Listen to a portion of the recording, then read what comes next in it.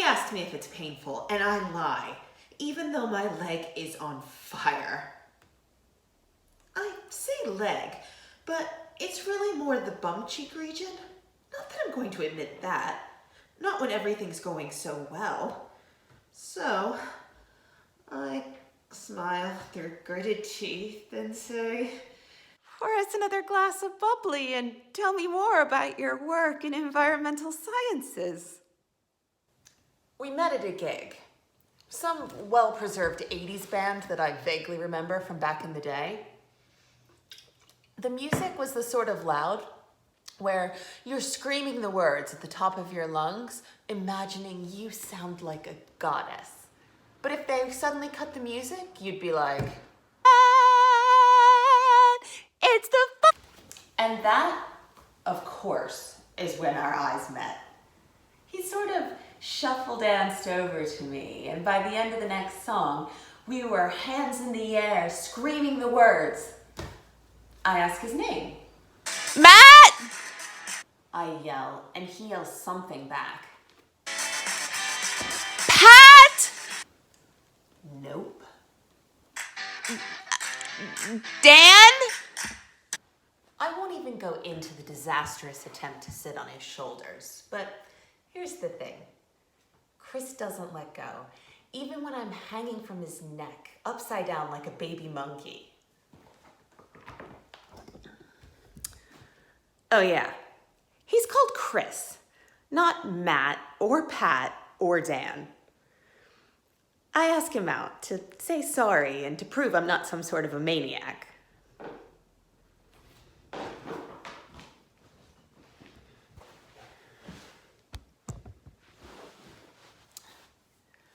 Remember that hot weather we had last May? What could be better than a picnic? Wicker basket, a romantic row on, I don't know, a river or a lake or something, and me in a romantic floaty dress. I check out my favorite Instagrammers, and apparently, fashion fiends, it is all about the Midaxi. Longer than a midi, yet not as floor sweeping as a maxi, and flattering on everyone, even if you're 40 plus. filter size, filter floral, pink and green Ditsy print, add, buy. And now for the chicken legs and sausage rolls.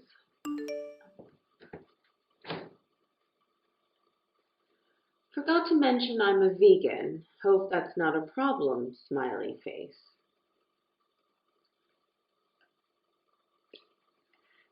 Not at all. I'm practically vegan myself, winky face.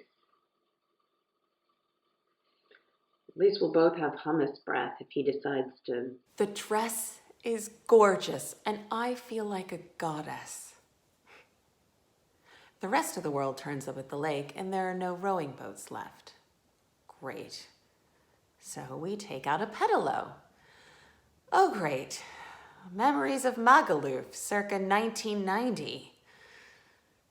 As I pedal for my life, he's talking about global warming and being responsible citizens. Noticing my beetroot red face, he says, "Why don't we stop for a moment and have something to eat?" I whip out the slightly wonky hummus sandwiches, which, thank God, are not wrapped in climate-murdering cling film. He's explaining how if the bees die out, we'll all be royally screwed when, as if by magic, one of them starts circling my head.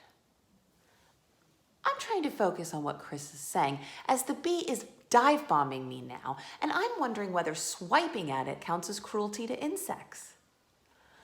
I shift in my plastic seat to pull my dress down, and that's when I feel it. A burning, stinging pain that explodes into an aura of pain in my backside. As I scream, Chris gently lifts up my dress, in time for us to see the bee lazily tumbling out. "Is it painful?" he asks, a look of concern on his face. And I lie because he's examining my thigh, his breath warm on my skin, and a look of concern on his face. And I just smile through gritted teeth and say, "Pour us another glass of bubbly and tell me more about your work in environmental sciences." Except that's not quite the truth. What actually happened is that without even thinking about it, I snapped up that bee and I crushed that son of a biscuit in my hand. As its tiny, fuzzy body squished to mush, I called it every name under the mother-loving sun. And I was not being as polite as I am now. I flicked dismembered bits of the bee from my hand, wiped sticky hands down the Ditsy Midaxi, and try a smile. Not really the perfect date after all. It's funny how things never work out the way you want them to. Hon, dinner's ready. Okay, Chris, I'll be there to mow. But sometimes they just work out for the best.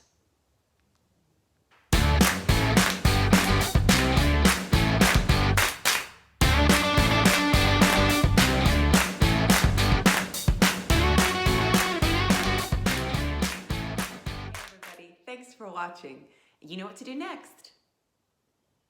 If you don't know what to do, where have you been? Click subscribe. You'll get notifications for all of our new Slackline Cyberstories, as well as some other great content from Slackline Productions. See you soon.